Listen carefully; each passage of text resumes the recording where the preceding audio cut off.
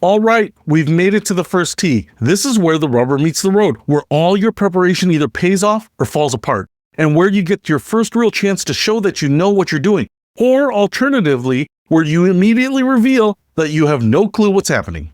The first tee is like a job interview. Everyone's watching, first impressions matter, and how you handle yourself here sets the tone for everything that follows. So let's make sure you nail it. First, let's talk about something called honor, which sounds fancy, but is actually pretty straightforward. Honor is simply the order in which people hit their shots, and understanding it is crucial to not looking like a complete amateur. On the very first tee, if you don't know each other or haven't established an order, the traditional approach is for someone to suggest an order, or you might draw straws or flip a coin, or just volunteer to go first. It really doesn't matter how you decide. What matters is that someone makes a decision and everyone agrees. But here's where it gets interesting. After the first hole, honor is determined by who had the best score on the previous hole. Lowest score hits first. If there's a tie, then whoever had honor on the previous tee keeps it. It's that simple. So if you made a 4 on the first hole and everyone else made 5s and 6s, congratulations. You have the honor on the second tee. You earned it. You get to hit first. This continues throughout the round, hole by hole. Now here's where modern golf gets a little flexible. There's this concept called ready golf, and it's basically becoming more and more common, especially in casual rounds of business golf. Ready golf basically means who's ever ready to hit should hit, rather than strictly following the honor system. The idea behind ready golf is simple. It speeds up play. If the person with honor is still looking for their tee, digging through their bag, or taking practice swings, and you're standing there ready to go, it makes sense for you to hit first. But, and this is important, ready golf only works when everyone in the group understands and agrees to it. Here's the key to ready golf. You need to communicate. You can't just step up and hit because you're ready. Say something like, mind if I hit while you're getting ready? Or, should we play ready golf today? Most groups, especially in business settings, will appreciate the efficiency. But remember, ready golf is about being considerate and speeding up play, not about being pushy or impatient. If someone has honor and they're ready to hit, let them hit. Don't muscle your way to the front just because you're eager. Now, let's talk about what you should actually be doing on the tee box, whether you're hitting first or fourth. When it's your turn to hit, step up confidently, take your tee, put your ball on it, and get ready to swing. But before you do anything else, take a quick look around. Is everyone in a safe position? Are you aimed in the right direction? Is the group ahead of you clear? Safety is absolutely paramount in golf. Golf balls are hard, they travel fast, and they can seriously hurt someone. Never, ever hit when there's a chance of hitting another person. I don't care if you think you can't reach them, wait until they're completely clear. While you're hitting, everyone else needs to be in the right position. That means behind you and to the side, not directly behind you where they might get hit by your club, and not in your peripheral vision where they might distract you. Here's something that drives experienced golfers crazy. People who stand too close or in the wrong spots. When someone's hitting, give them space. Stand where you can see their shot, but where you're not going to distract them or get hit by an errant club or ball. And please, for the love of everything holy, be quiet when someone's swinging. This isn't baseball where you heckle the batter. Golf requires concentration, and any noise, talking, rustling around in your golf bag, dropping clubs, can mess up someone's shot. The moment someone starts their pre-shot routine, zip it. But here's the flip side. Don't be so quiet that it's weird either.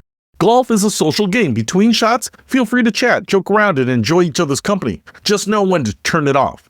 Now, let's talk about your shadow, because this is something most beginners never think about. Your shadow can be incredibly distracting to someone who's trying to hit a golf shot. If the sun is behind you and your shadow is falling across someone's ball or on their line of sight, it seems like a small thing, but it makes a real difference. When someone hits a good shot, it's perfectly appropriate to compliment them. Nice shot, great drive, well struck. These are all perfectly fine.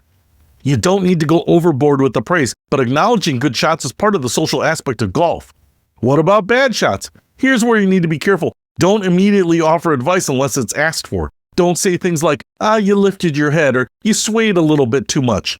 Most golfers know when they've hit a bad shot, and unsolicited instruction is usually not welcome, especially from someone who might not be any better than they are. A simple, it happens to all of us, or you'll get the next one is fine. Or sometimes just staying quiet is the best approach. Most golfers prefer to deal with bad shots on their own terms. And here's something else that happens on the tee. People lose balls. It's going to happen, especially if you're new to golf. If someone hits a ball that might be lost or out of bounds, they should immediately hit a provisional ball. This is a backup ball, just in case the first one can't be found or can't be played.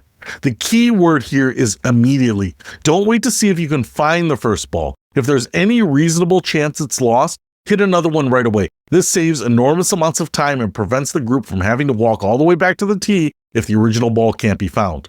And speaking of lost balls, everyone in the group should watch where balls go. It's not just the person who hit the ball who should be tracking it. Help each other out. Point out where you saw a ball land. This is basic courtesy and speeds up play significantly. Now let's talk about tee box etiquette beyond just the hitting part. The tee box is a specific area marked by tee markers. You need to tee up your ball somewhere between those markers or slightly behind them. You can't tee up in front of the markers. That's actually against the rules. Different sets of tees are marked with different colors. This is where you need to be smart about your abilities.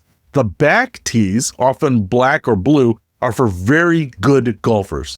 The middle tees, often white or yellow, are for average golfers. The forward tees, often red or gold, are for beginners, seniors, and women. Here's some advice that might save your ego and your scorecard. Play from the tees that match your ability, not your pride. If you're new to golf, play from the forward tees. You'll have more fun, you'll play faster, and you're more likely to actually reach the greens in a reasonable number of shots. Don't let anyone pressure you into playing from tees that are too difficult for you. Good golfers want you to play from appropriate tees because it makes the round more enjoyable for everyone. After everyone has hit from the tee, there are a few housekeeping items. Put the tee markers back if you move them. Pick up any broken tees and start moving toward your balls. Don't stand around the tee chatting while the group behind you is waiting to hit. One more thing about the tee box. This is often where you'll establish the pace for your entire round. If your group is efficient on the tees, you'll likely have a well-paced round. If you're slow and disorganized on the tees, that pattern will probably continue throughout the day.